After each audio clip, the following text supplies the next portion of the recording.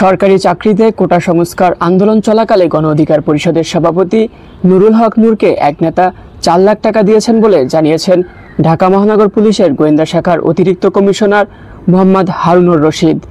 শনিবার রাজধানীর মিন্টু রোডের ডিবি কার্যালয়ে আয়োজিত এক সংবাদ সম্মেলনে এ তথ্য জানান ডিবি প্রধান।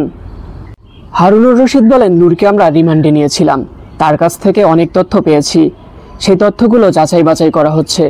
নূর একটা কথা স্বীকার করেছেন, আন্দোলন চলাকালে একজন নেতা তাকে 4 লাখ টাকা দিয়েছেন। আমরা সেই নেতাকেও নিয়ে এসেছি, তিনি 4 লাখ টাকা নূরকে দিয়েছেন বলে স্বীকার করেছেন। কী জন্য সেই টাকা নূরকে দিয়েছেন সেসব বিষয়ে ওই নেতাকে জিজ্ঞাসাবাদ করা হচ্ছে।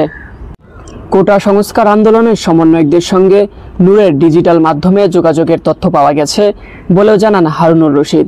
সাংবাদিকদের এক প্রশ্নের জবাবে তিনি বলেন, কোটা সংস্কার আন্দোলনের প্রধান সমন্বয়ক নাহিদ ইসলাম এবং অপর 2 সমন্বয়ক আসিফ মাহমুদ ও আবু বাকের মজুমদারকে আমরা শুক্রবার দিবাগত রাতে নিয়ে এসেছি। ডিবি প্রধান বলেন, তারা বিভিন্ন জায়গায় নিরাপত্তাহীনতার কথা বলছিলেন, তাদের একজনের বাবাও নিরাপত্তাহীনতার কথা বলছেন।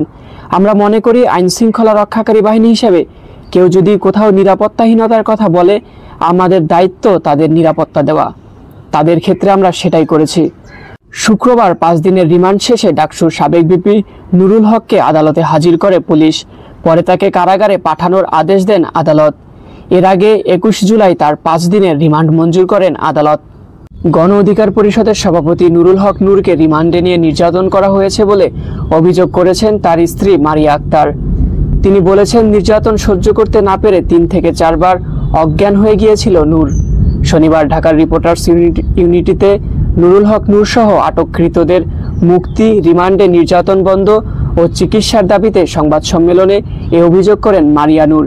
এ সময় তিনি বলেন, আদালতকে বারবার অনুরোধ করার পরেও নূরের সঙ্গে দেখা করার সুযোগ পায়নি। মারিয়া আক্তার অভিযোগ করেন, নুরুল হকের 2টি পা উপরের দিকে ঝুলিয়ে নির্যাতন করা হয়েছে, তার শরীরে ইনজেকশন পুশ করা হয়েছে, ইলেকট্রিক শক দেওয়া হয়েছে।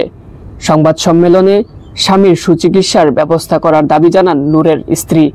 তিনি বলেন, আমার রাজনীতি করতে হবে না, দরকার নেই, আমাদের খুব চাওয়া পাওয়ার কিছু নেই, আমার স্বামীকে আমি রাজনীতি করতে দেব না, শুধু ওকে আমাদের কাছে ফেরত দিন।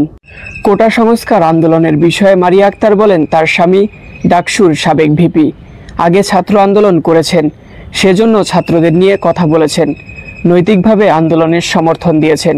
এতটুকু অধিকার তো সংবিধানে দেওয়া হয়েছে, কিন্তু পুলিশ বারবার স্বীকারোক্তি নেওয়ার চেষ্টা করেছে যে তিনি এগুলোর সঙ্গে জড়িত।